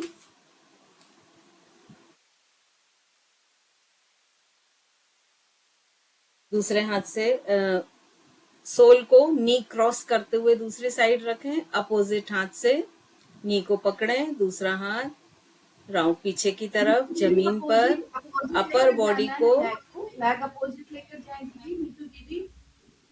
अपर बॉडी को पीछे की तरफ पूरा ट्विस्ट करें अपोजिट लेकर आएंगे एंड होल्ड, एक के ऊपर से लेकर आएंगे लेग को। हाँ ये एंड होल्ड। रुकेंगे इसी पोजीशन में। 1 2 3 4 5 6 7 8 9 10। वापस आ जाएं। अब दोनों हाथों से इसी नी को पकड़ लें। दोनों एक्सरसाइज पहले हम इसी लेग से करेंगे।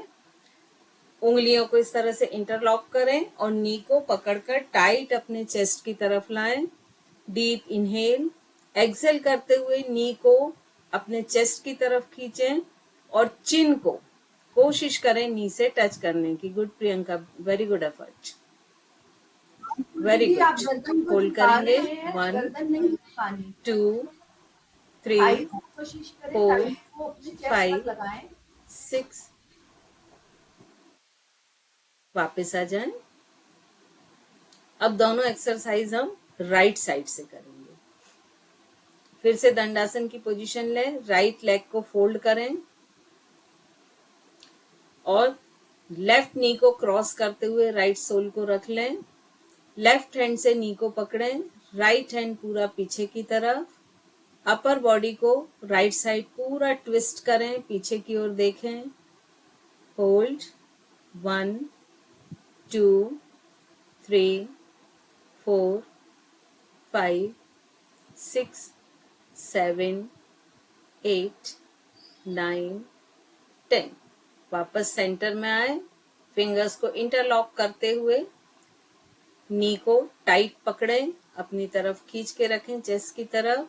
डीप इनहेल, एक्सेल करते हुए नी को चेस्ट की तरफ खींचें और अपर बॉडी को सामने की तरफ लाते हुए चिन को नी से टच करने की कोशिश करें एंड होल्ड 1 2 3 4 5 6 7 8 9 10।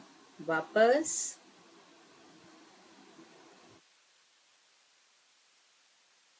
थोड़ा सा ब्रीदिंग को नॉर्मल करें जब तक मैं नेक्स्ट आसन आप लोग को बता रही हूँ। जैसे मैं 10 तक रुकने बोल रही हूँ तो जरूरी नहीं आप 10 तक रुकें, आपकी बॉडी जितना अलाउ करे आप उतनी काउंटिंग तक होल्ड करें। नेक्स्ट आसन में आपको सबसे पहले फिर से दंड आसन की पोजीशन में बैठना है। अब यहाँ से हमको वज्रासन में आना है, तो जिनको नी को प्रॉब्लम है नी में, तो वो वज्रासन में ना आके या तो दंडासन में ही रहें या सुखासन में आ जाएं, जो भी उनको कंफर्टेबल हो। और जिनको नी में कोई प्रॉब्लम नहीं है तो वो किस तरह से आएंगे, पहले लेफ्ट लेग को फोल्ड करेंगे और अपने बटक्स को लेफ्ट हील पे रख लेंगे और फिर राइट लेग को फोल्ड करेंगे और आपके जो पीछे पैर हैं वो कैसे होंगे कि आपका अंगूठा क्रॉस में और दोनों एड़ियां दूर दूर वी शेप में, और दोनों एड़ियों के बीच में जो जगह है यहाँ पर हम अपने सीट पोर्शन को रखते हुए बैठेंगे। अब यहाँ पर हम एक चीज का और ध्यान रखेंगे कि हम अपने काफ मसल को आउटसाइड करेंगे। तो उसके लिए हम क्या करेंगे, थोड़ा सा नी पर आएंगे, इस तरह से काफ मसल को पकड़ते हुए बाहर करेंगे, लेफ्ट और राइट दोनों को बाहर करते हुए धीरे से उस पर बैठ जाएंगे। तो हमारी जो यहाँ पर बाइंडिंग है, जो हमारी क्लोज होना है मसल्स को, वो बहुत अच्छे से हो जाएगी। ये हमारा वज्रासन है, दोनों हाथ इस तरह से। अब वज्रासन में मान लीजिए किसी को नहीं बैठते बन रहा है तो वो छोटे टॉवेल को रोल करके या पिलो को एंकल के नीचे रख सकता है। अगर नी ज्यादा फोल्ड नहीं होता है तो नी के बीच में रख सकते हैं। तो आप अपने आप को कंफर्टेबल प्रॉप्स यूज करते हुए बना सकते हैं। अब यहीं से हम पहला करेंगे मांडूक आसन। तो जो मांडूक के आसन करना है, ठीक है, पूरा दिख रहा होगा ना। मांडूक के आसन करना है तो हमको सबसे पहले चेस्ट और चिन को हाइटेट करना है।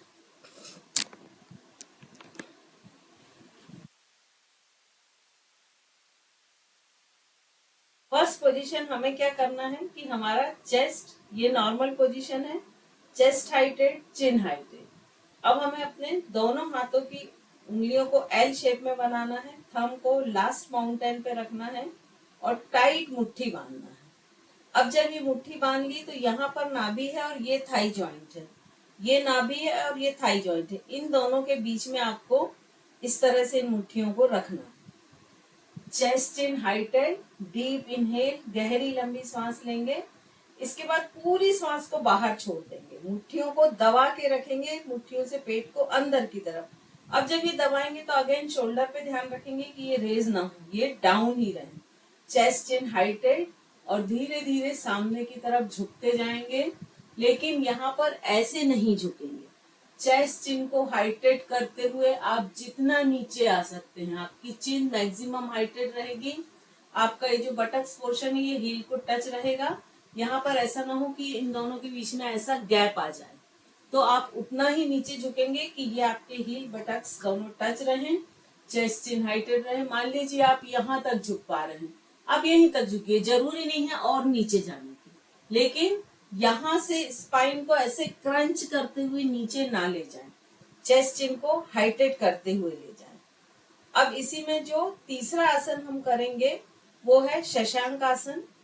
इसी पोजीशन में हमको बैठना है, दोनों पाम्स को इस तरह से सामने रखना है, चेस्ट चिन हाइटेड, और धीरे धीरे दोनों हाथों को आगे की तरफ स्क्रॉल करते हुए देखिए। शशांक आसन में आपको क्या ध्यान रखना है कि ज्यादातर लोग गलती क्या करते हैं कि जैसे ही झुकते हैं ना तो यहाँ से ऐसे झुक के ये शशांक आसन में आ जाते हैं। अब इसमें देखिए कि मेरी स्पाइन यहाँ से कर्व दिख रही है आपको, तो आपको जो क्रंच है वो नेवल से नहीं करना है, आपको यहाँ पेल्विक से झुकना है। मतलब ये ऐसे नहीं झुकना है, चेस्ट हाइटेड रहेगा, चेस्ट को ऊपर की तरफ खींच के रखेंगे तो ये लंबर बेंड करना अलाउ नहीं करेगा। और आपको यहाँ से धीरे धीरे इस तरह से झुकना है, देखिए चेस्ट डाउन नहीं हो रहा है।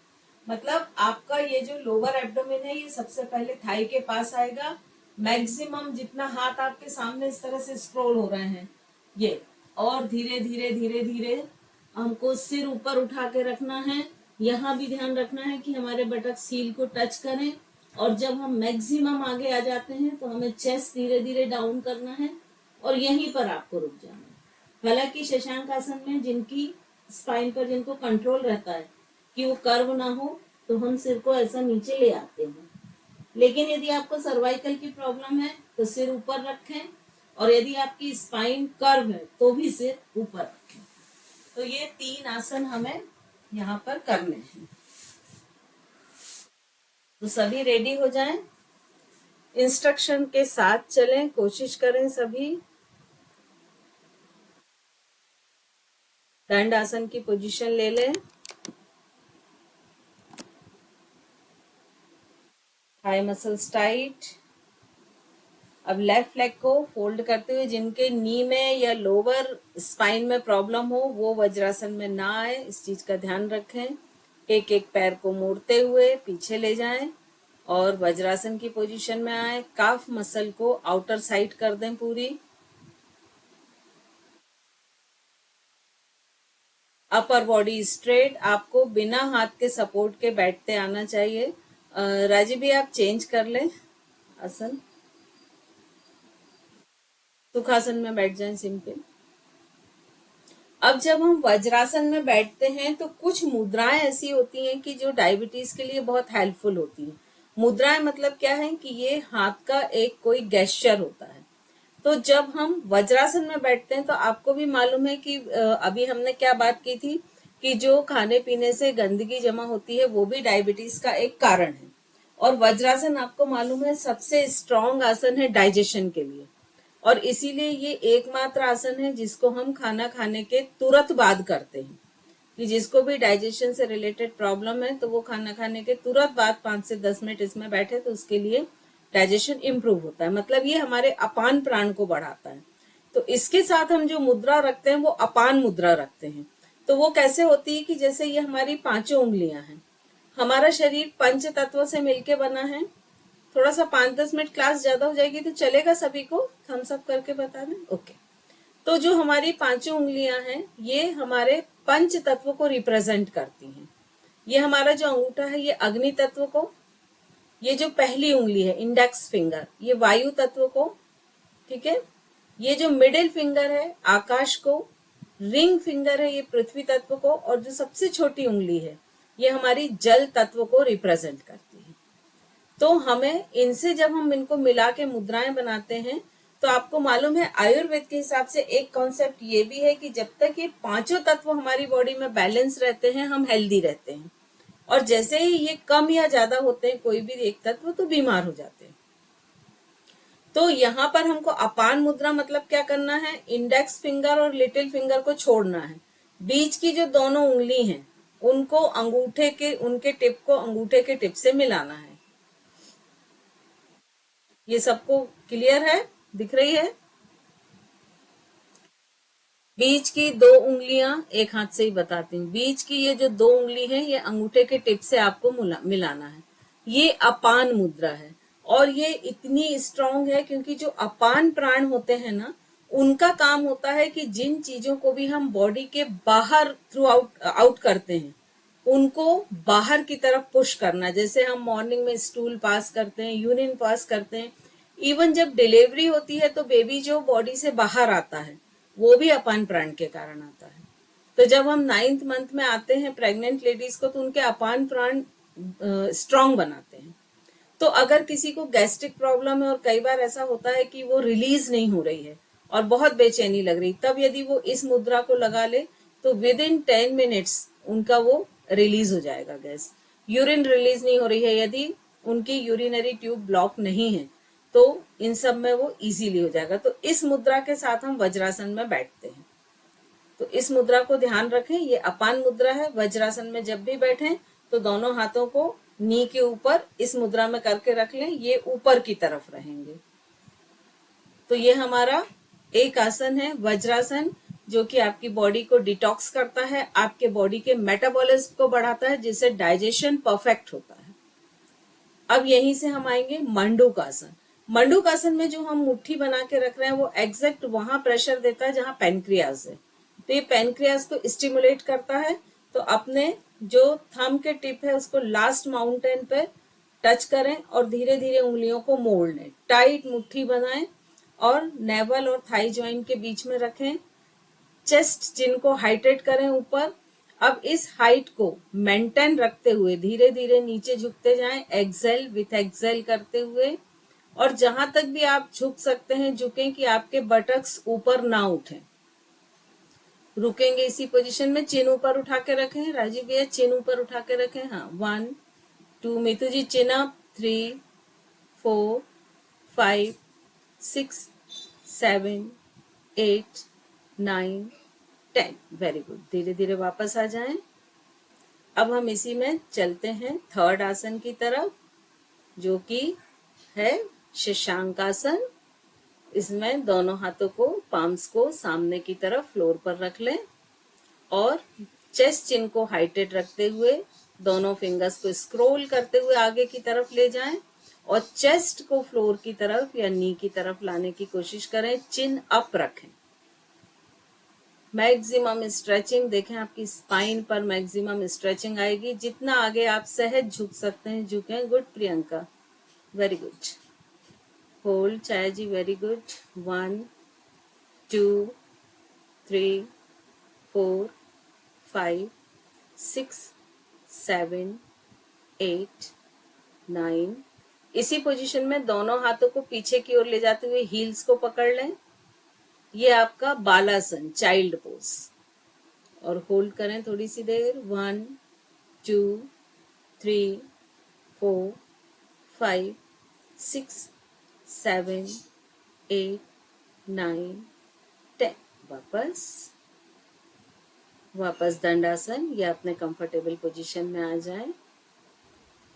तो आज हमने जो ये सारे आसन किए हैं, ये डायबिटिक जो भी हैं उनके लिए बहुत अच्छे हैं, लेकिन डिपेंड करता है कि उनकी लोअर वर्टिब्रास कैसे हैं, उनके नी कैसे हैं, उनके लेग्स की पोजीशन कैसी है, इन सब पर ये डिपेंड करता है। सर्वाइकल इशू तो नहीं है, तो अपनी कैपेसिटी और अपनी स्टेमिना को देखते हुए करें तो बेटर होगा। अब इसके बाद हम कुछ 1-2 मुद्रा और लेते हैं, उसके बाद आज का सेशन खत्म होगा। तो एक तो हमने क्या देखी, अपान मुद्रा। अब ये जो मुद्राएं होती हैं इनको आप कभी भी लगा सकते हैं। जैसे कहते हैं कि इनको 45 मिनट तक लगाने से इनका प्रॉपर असर आता है, तो इनको सबसे अच्छा लगाने का समय होता है जब आप टेलीविजन देखते हैं, आप ट्रैवलिंग कर रहे हैं, आप वॉकिंग कर रहे हैं, कभी भी यूज कर सकते हैं। लेकिन 45 मिनट शुरू से लगा पाना संभव नहीं होता है, तो कोशिश 5 मिनट से करें, धीरे धीरे उसको बढ़ाते जाएं, तो मिनिमम 15 मिनट तक तो उसको लेकर आए। तो एक तो हमने ये अपान मुद्रा ली। दूसरी मुद्रा बहुत अच्छी होती है जिसको हम सूर्य मुद्रा या शून्य मुद्रा कहते हैं। तो मैं अपने आप को पिन कर रही हूँ, तो आप लोग थोड़ा सा क्लियर दिखेगा उसमें मुद्रा, क्योंकि ये हाथ के बहुत छोटे से गेस्चर होते हैं। सभी को स्क्रीन क्लियर है? ठीक है। तो अब आपको दूसरी मुद्रा जो है, चूंकि डायबिटीज का एक कारण ओबेसिटी भी होता है, मोटापा, तो ये जो मुद्रा है ये हमारे शरीर के पृथ्वी तत्व को कंट्रोल करती है, कम करती है। तो ये मोटापे को घटाने में हेल्पफुल होती है, क्योंकि इससे हमारे बॉडी का मेटाबॉलिज्म बढ़ता है। अब इस मुद्रा को हमको क्या करना है कि हमारी जो रिंग फिंगर है, थर्ड फिंगर है, इसको हमको थंब के टिप को टच करना है। इस तरह से रिंग फिंगर के टिप को थंब के रूट से टच किया, और फिर जो ये रूट का ये पोर्शन है इसको, इसका जो बीच वाला हिस्सा है उस पे रखते हुए हल्का सा इसे पुश किया। ये जो है ये सूर्य मुद्रा या शून्य मुद्रा कहलाती है। तो दोनों हाथों से आप इसे लगाकर रख सकते हैं। ये दूसरी मुद्रा है। तीसरी मुद्रा होती है पृथ्वी मुद्रा। तो पृथ्वी मुद्रा के लिए आप सिंपल रिंग फिंगर को थंब के टिप से मिला के रखें। ये पृथ्वी मुद्रा होती है और ये बॉडी के पृथ्वी तत्व को बैलेंस करती है। और सबसे चौथी मुद्रा होती है, क्योंकि ये साइकोसोमेटिक डिसऑर्डर भी है, तो जो हम यूज कर रहे हैं ध्यान मुद्रा, मतलब इंडेक्स फिंगर को हम थंब के टिप से मिला के रखें। ये हमारे माइंड को एक्टिवेट करती है और काम एंड कूल करती है। यदि किसी को नींद ना आने की प्रॉब्लम है तो योग के इसमें इसको स्लीपिंग पिल्स भी कहते हैं। इंसोमिया के जो पेशेंट्स होते हैं उनके लिए ये बहुत यूजफुल होती है। तो ये ध्यान मुद्रा है, इसको इस तरह से लगाते हैं। हम जब घुटने पे रखते हैं तो हथेली ऊपर की ओर, बची हुई 3 उंगलियों को ऐसे खींच के नहीं रखना है, सॉफ्टली कर्व होती हैं, इस तरह से खींची हुई नहीं रहेंगी, सॉफ्टली कर्व होती हैं, क्योंकि जब ये इस तरह का कर्व आता है तभी ये पूरा एनर्जी साइकिल बनता है। तो आज आप लोग का ये होमवर्क है कि आप लोग इसी मुद्रा को लगाकर देखें और देखें कि मुश्किल से 2 मिनट के बाद, अभी शायद मैं बता रही हूँ तो बड़ी सहज लग रही होंगी, लेकिन अगर आप कंटिन्यू लगाएंगे तो 2 मिनट के बाद इस पूरे हिस्से में बहुत अधिक स्ट्रेचिंग आने लगेगी। और ये मुद्राओं का इफेक्ट क्या है कि जैसे हम बोलते हैं ना कि हमारे रूम में फैन लगे हैं, उसका स्विच एक वॉल पे है, मान लीजिए 4 फैन लगे हैं, तो हमारे ऊपर डिपेंड है हम कौन सा स्विच ऑन करते हैं, ऑफ करते हैं, रेगुलेटर को किस पर सेट करते हैं। ऐसे ही ऐसा बोलते हैं कि हमारे जितने भी इंटरनल ऑर्गन है उनके स्विचेस हमारे पाम्स पर हैं, पूरे फिंगर और पाम पर। तो ये जो मुद्राएं होती हैं, ये मुद्राएं हमारे इन इंटरनल ऑर्गन के स्विचेस को कंट्रोल करती हैं। तो इनका एक थेरेपी में बहुत अधिक महत्व है। तो आज आप कोशिश करें कि इस मुद्रा में 5 से 10 मिनट बैठने की कोशिश करें और फील करें कि आपके पाम्स में क्या क्या चेंज आ रहे हैं, कहाँ कहाँ स्ट्रेचिंग आ रही है। तो ये यहाँ पर हम आज का जो सेशन है वो कंप्लीट होता है। तो इससे रिलेटेड यदि आपके कोई क्वेश्चन है, कहीं कोई क्वेरी है, कुछ चीज आप नहीं समझ पा रहे हैं, तो जो लीव करना चाहें वो लीव कर सकते हैं, क्योंकि सेशन कंप्लीट हो गया है। लेकिन जिनके क्वेश्चन आंसर या जो कुछ कहना चाह रहे हैं तो वो रुक सकते हैं। मीतू जी। दीदी तो मैम सारी ये सारी 1 मिनट मीतू जी, 1 मिनट। हाँ आशीष भैया आपने बोले। भी जो सारी मुद्राएं बताई, सूर्य मुद्रा और ये, इन सब का क्या बेनिफिट है? इनको लगाने से क्या?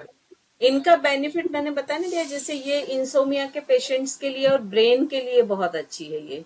जैसे पार्किंसंस है ना, उन सब डिजीज के लिए ब्रेन से रिलेटेड जो चीजें हैं उनके लिए ये मुद्रा बहुत अच्छी है। ये अपान मुद्रा जो मैंने बताई, ये एक्सक्रीटरी सिस्टम और रिप्रोडक्टिव सिस्टम के लिए बहुत अच्छी है। फिर इसके बाद में जो ये एक पृथ्वी मुद्रा बताई, ये बॉडी में पृथ्वी तत्व को बैलेंस करती है, तो वेट बैलेंस करती है, मेटाबॉलिज्म को बढ़ाती है। और ये जो बढ़ा बताई है, ये ओबेसिटी को कम करती है, मेटाबॉलिज्म को बढ़ाती है बॉडी में। तो ये चारों चीजें चूंकि डायबिटीज से रिलेटेड हैं, तो इसीलिए हम इनको डायबिटीज में इन चारों मुद्राओं को यूज करते हैं। मैम इन मुद्राओं को करने के लिए हमें कोई आसन में बैठना जरूरी नहीं है। आसन में वैसे जरूरी नहीं है, लेकिन अगर आप ध्यानात्मक आसन में करें तो इफेक्ट्स अच्छे मिलते हैं। और 45 मिनट करते हैं तभी इसका रिजल्ट मिलता है। मिनिमम 15 मिनट, जैसे आसन में मिनिमम 30 सेकेंड है, आप 15 मिनट भी अभी नहीं कर पाएंगे, करके देखिएगा आज, नहीं हो पाए। है ना। मैंने जी मीतू जी, ट्राई किया हुआ है, नहीं होता है। नहीं होता है। मेरा भी यही क्वेश्चन था मैम, जो ये सारी मुद्राएं हैं ऐसे नी पर ही रख के करनी है ना? वैसे नी पे रख के करनी है, एल्बो बैंड करनी है, लेकिन आप इनको किसी भी पोजीशन में रख सकते हैं। हाँ, बस यही क्वेश्चन था। मतलब जैसे अगर ऐसे मुश्किल होती तो एक पिलो रख के उसके ऊपर हाथ रख लें, क्योंकि लंबे समय तक करना ना, तो थोड़ा आपको अपने कंफर्टेबल जेस्चर आपको बनाना ही पड़ेगा। और तो 5 मिनट से शुरू करें, फिर धीरे धीरे उसके टाइम ड्यूरेशन को बढ़ाएं। और जैसे मैम आपको डायबिटीज के लिए बोल रहे थे ना, कि जैसे अपना फास्टिंग के लिए बोल रहे थे, लेकिन आजकल तो जैसे हम किसी से भी बात करते सब बोलते हैं कि नहीं, हर थोड़ी देर में खाना चाहिए, नहीं तो गैस्ट्रिक प्रॉब्लम हो जाएगी। इसीलिए मैंने फास्टिंग का सहज उपाय भी बताया ना, कि आप 6 बजे खाना खाते हैं, सुबह 6 बजे 7 बजे तक तो आप वैसे भी कुछ नहीं लेते हैं, तो 12 घंटे की हो गई। अगर 7 बजे तक आप कुछ नहीं लेते हैं तो आपकी 13 घंटे की हो गई। 2 घंटे या 3 घंटे और करनी है आपको, तो उसमें आप जूस ले लीजिए, है ना, या कोई फ्रूट ले लीजिए। लेकिन मैम हम लोग तो जैसे हमारे घर में तो खाना ही लेट होता है, 10 बजे तक ही निपटता है खाना।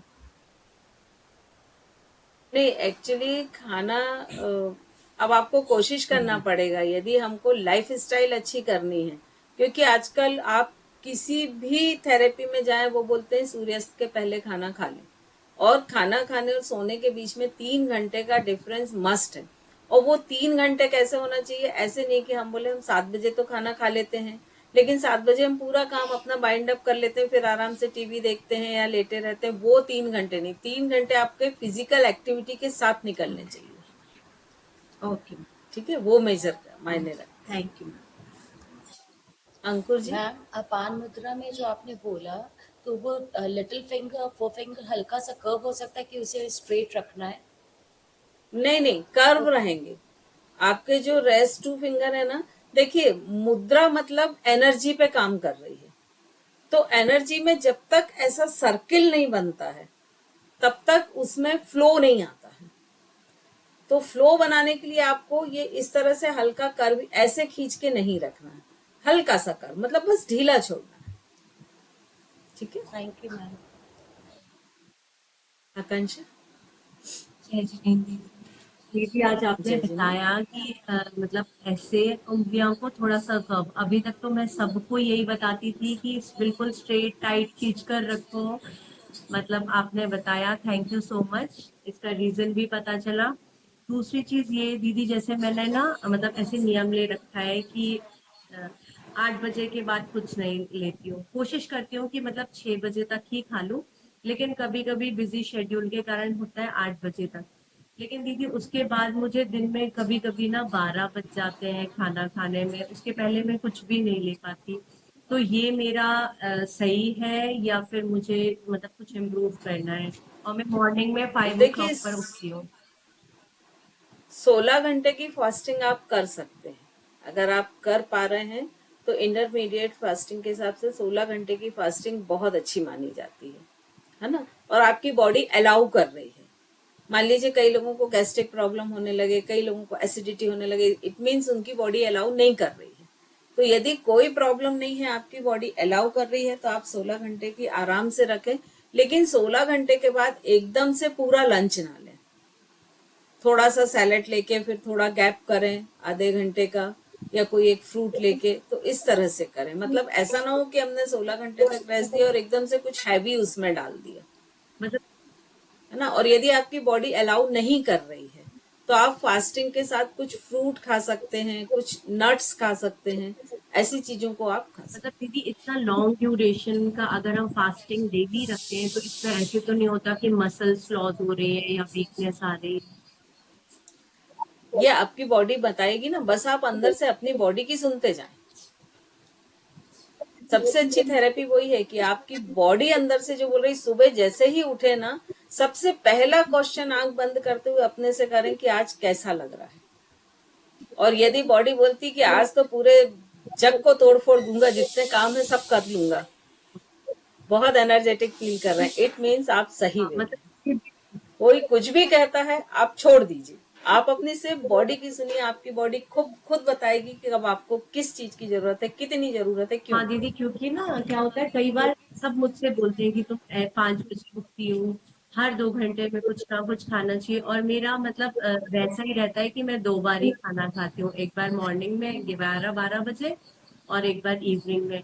तो दीदी इतना इतना गैप सही है क्या? मतलब मुझे समझ में नहीं आता, कई कई बार बोलती नहीं खा लो, भले भूख नहीं लगी है खा लो, मतलब नहीं, वैसे तो नेचुरल जो हम डाइटिशियन होते हैं वो ये बोलते हैं कि बिना भूख के आप कुछ भी मत खाओ जब तक अंदर से। लेकिन अभी दिक्कत क्या हो रही है कि हम बच्चों में वो जो भूख का इमोशन है ना, वो डेवलप ही नहीं कर रहे हैं। हमको लगता है हम अपने बच्चे को जितना ज्यादा खिला दें उतना अच्छा, तो उसको हम एक बांध लेते हैं कि वो तो खाता ही नहीं। कैसे नहीं खाएगा? कोई भी ह्यूमन को जब भूख लगेगी तो वो तो डिमांड करेगा ही करेगा, और हम उसकी डिमांड क्रिएट होने के पहले सप्लाई कर देते हैं। तो उसके माइंड में वो मैकेनिज्म ही नहीं बन पाता है कि भूख कब लगती है और कब हमें खाना है। तो बिना भूख के तो खाना खाना नहीं चाहिए। हाँ, आपको अगर खाली पेट प्रॉब्लम हो रही तो आप कोई फ्रूट ले लें, थोड़े से नट्स ले लें, कोई जूस ले लें, इस तरह का आप उसमें सब्स्टिट्यूट ले सकते हैं। क्योंकि जैसे नट्स वगैरह है, उसके लिए आपको एक्स्ट्रा एफर्ट नहीं करने हैं, रात में भिगो दे, सुबह काम करते हुए चलते फिरते आप ले सकते हैं। तो इस तरह से आप उसको मैनेज कर सकते मतलब जैसे एक बार खाती हो ना मॉर्निंग में अराउंड 12 o'clock, तो ऐसा लगता है और ज्यादा खा लो और ज्यादा। हैं। हाँ, एक्चुअली देखिए, जो व्रत या फास्ट की डेफिनेशन है, उसकी डेफिनेशन के पीछे भाव क्या है? त्याग। और हमारे यहाँ उल्टा होता है कि जब हम बोलते हैं ना कि एक आसन करना है, तो वहीं बैठ के दूध भी पी लो, फल भी खा लो, रोटी भी खा लो, चावल भी खा लो, दाल भी खा लो, मीठा भी खा लो। वो आप अपने मैकेनिज्म को बिगाड़ रहे हैं। आप बहुत पुराने उसमें जाइए तो ऐसा कुछ भी नहीं था, लोग सिंपल दाल रोटी खा के और पानी पी के उठ जाते थे। फिर वहीं बैठ के पानी भी 1-2 लीटर पी लो क्योंकि पानी नहीं पीना है। तो ये फास्टिंग नहीं है। जो हम बोलते हैं ना कि अदर कास्ट में हम बोलते हैं कि बहुत सारे तरह के डीप फ्राइड खा लेते हैं, तो वो क्या फास्टिंग हुई? तो हमारी भी फास्टिंग नहीं है। हम अपने अंदर सब कुछ मिक्स करके अपने डाइजेशन सिस्टम को कंफ्यूज कर दे रहे हैं कि उसको समझ भी नहीं आ रहा कि फ्रूट्स है तो वो आधे घंटे में डाइजेस्ट होना है, ग्रेन है तो 3 घंटे में होना है, कर्ड है तो उसका अलग टाइम है, तो वो कितने टाइम में वो करे, ड्यूरेशन में, कितने ड्यूरेशन में उसको डाइजेस्ट करे। और जब डाइजेशन लगातार कंफ्यूज रहेगा तो आपको बहुत सारी बीमारियां होनी ही होनी है। बहुत सारा पानी पी लिया, डाइजेस्टिव जूस को आपने डाइल्यूट कर दिया, डाइजेस्टिव फायर को बंद कर दिया, तो कैसे पॉसिबल है? इससे बेटर है आप कम खाइए। ये नियम लीजिए ना कि मैं दिन भर में 2 रोटी ही खाऊंगा, या आज दिन भर में मैं जूस ही पीऊंगा। और एक भाव का त्याग कर दीजिए कि आज पूरे दिन भर मैं किसी की भी बुराई नहीं करूंगा, चाहे कुछ भी हो जाए। वो फास्टिंग कीजिए तो साथ में मेंटल भी हो जाएगा। और दीदी जैसे क्रेविंग होती है किसी चीज की, मतलब जैसे खाना खाते हैं ना उसके बाद मीठे की क्रेविंग, तो क्रेविंग होना अच्छी बात है।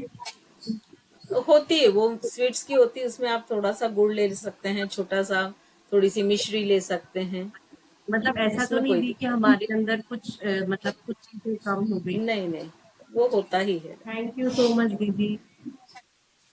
वेलकम मेरा भैया। एक क्विक क्वेश्चन है हाइड्रेशन से रिलेटेड। जैसे अभी सभी लोग पूछ रहे थे, तो मेरा रूटीन जनरली शाम को 5 से 6 बजे खाना होता है। उसके बाद नेक्स्ट मॉर्निंग ऑलमोस्ट 10 बजे हम लंच करते हैं, ब्रेकफास्ट स्किप करते हैं। पर हमने सोप नट्स खाना शुरू कर दिया है 8-9 o'clock थोड़े से। और फिर मॉर्निंग हाँ, में। मॉर्निंग में फिर 10 से 11, क्योंकि जैसे आपने बोला ना, एक साथ सीधा लंच नहीं करके 1-2 घंटे पहले थोड़े से सोप नट्स खाते हैं और फिर 10 से 11 के बीच में लंच करते हैं मोस्टली। पर मेरा इस पूरे प्रोसेस में, और ये काफ़ी साल से कर रहे हैं और बहुत अच्छा फील होता है। बीच में हमने आफ्टरनून में टी कंज्यूम शुरू किया था डिनर से पहले। तो फिर उससे मैं जब सुबह उठता था तो मुझे काफ़ी बैड फीलिंग आती थी, जैसे स्टमक से रिलेटेड एसिडिटी। फिर थोड़े दिन जब मैंने चाय पीना बंद किया तो वो वापस चली गई, तब से हमने चाय पीना छोड़ दिया। अभी सब ठीक चल रहा है, पर मेरा वाटर इनटेक बहुत कम हो गया, मुझे प्यास लगती नहीं है। और मैंने ये फॉलो कर रहा हूँ कि जब तक प्यास नहीं लगे तब तक मैं पानी पीता ही नहीं हूँ, कोशिश नहीं करता। तो क्या ये सही है कि मिनिमम वाटर इनटेक रखें? नहीं भैया, ये इसलिए सही नहीं है कि हमारा पानी का यूज बॉडी में क्या है कि जो फिल्ट्रेशन होता है उसको प्रॉपर करना, और उसके बाद में जो ब्लड की डाइल्यूटी है वो मेंटेन करके रखना। तो आप देखिए कि यदि हम मान लीजिए कोई घर में छन्नी लेते हैं और उसमें कोई बहुत सॉलिड चीज को हम उसमें स्ट्रेन करते हैं तो बहुत मुश्किल होता है। या तो आप ऊपर से चम्मच से प्रेशर देते हैं, है ना, और अगर उसी को आप बहुत लिक्विड कर दें और फिर उसको छाने तो बहुत इजी होता है। तो जब हम पानी कम पीते हैं तो हमारी किडनी पर एक्स्ट्रा लोड पड़ता है। तो पानी की तो हमको क्वांटिटी इतनी रखनी चाहिए कि जब आप यूरिन पास आउट करते हैं तो उसका कलर सेमी ट्रांसपेरेंट हो, कम से कम ट्रांसपेरेंट हो तो बहुत अच्छा। क्योंकि वो जो क्वांटिटी है वो भी सब में डिफरेंट होती है, तो हम ऐसा नहीं कह सकते कि आपको 3 लीटर ही पीना या 4 लीटर ही पीना। आप सिर्फ अपनी यूरिन के कलर को देखें, यदि वो सेमी ट्रांसपेरेंट है मतलब इट्स ओके, आपका सफिशिएंट है हाइड्रेशन। क्योंकि हाइड्रेशन सिर्फ पानी से नहीं होता है, जूस है, चाय है, कॉफी, जो भी आप लिक्विड होते हैं उन सब से होता है।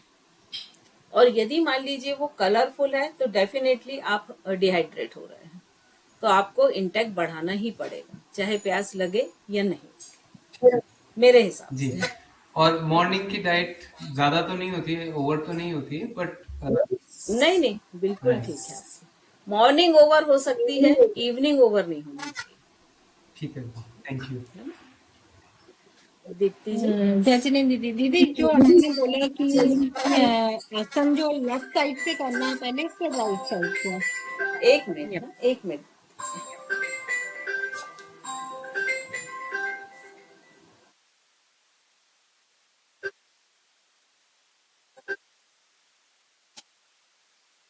जी बोले। हाँ, लेफ्ट साइड से पहले करना है जो भी मतलब है एक्सरसाइज वगैरह, फिर राइट साइड से। इसका भी कोई रीजन होता है क्या? बिल्कुल होता है, क्योंकि हमारा हार्ट, स्टमक सब लेफ्ट साइड ओके। होता है। तो हम उनको पहले एक एडजस्टेबल पोजीशन में वार्म अप देते हैं, स्टेबल पोजीशन में लाते हैं। तो जब हम लेफ्ट से पहले करते हैं तो चूंकि जैसे ये लेफ्ट साइड हार्ट है तो हम लेफ्ट से ही करेंगे तो ये सपोर्टिंग में जा रहा है, लेकिन राइट करेंगे तो ये स्ट्रेच हो रहा है। तो इंटरनल ऑर्गन्स को भी हम थैंक यू। आई थिंक सभी के क्वेश्चन हो गए हैं, तो हम आज का सेशन यहाँ मैम मुझे एक क्वेश्चन पूछना था। बोले। मैम बहुत सारी लेडीज को ना ये प्रॉब्लम होती है कि जैसे थोड़ा सा खांसते हैं या छींकते हैं तो उनका हल्का सा यूरिन बाहर आ जाता है, तो क्या उसमें भी अपान मुद्रा काम करेगी? नहीं, उसमें अपान मुद्रा उस प्रॉब्लम को बढ़ा देगी। अच्छा, वो मतलब क्योंकि वो बाहर निकलने वाला प्रोसेस पहले से ही ज्यादा होगा इसीलिए। हाँ, क्योंकि वो अपान प्राण को स्ट्रॉन्ग करेंगे, अच्छा। तो ये जो प्रॉब्लम है ये उनकी बढ़ जाएगी, है ना। तो उनको अपान मुद्रा नहीं यूज करना है, ना ही वज्रासन यूज करना है। अच्छा, वज्रासन इवन जब ड्यूरिंग वज्रासन भी यूज नहीं करना है? नहीं, इवन जब प्रेगनेंसी रहती है तो जिनकी थोड़ी सी भी रिस्की है, मतलब 1% भी यदि रिस्की है, तो उनको 9th मंथ के पहले वज्रासन नहीं करना है, उष्ट्रासन नहीं करना है, वज्रासन नहीं करना है ड्यूरिंग प्रेगनेंसी में, और ना ही अपान मुद्रा यूज करना है।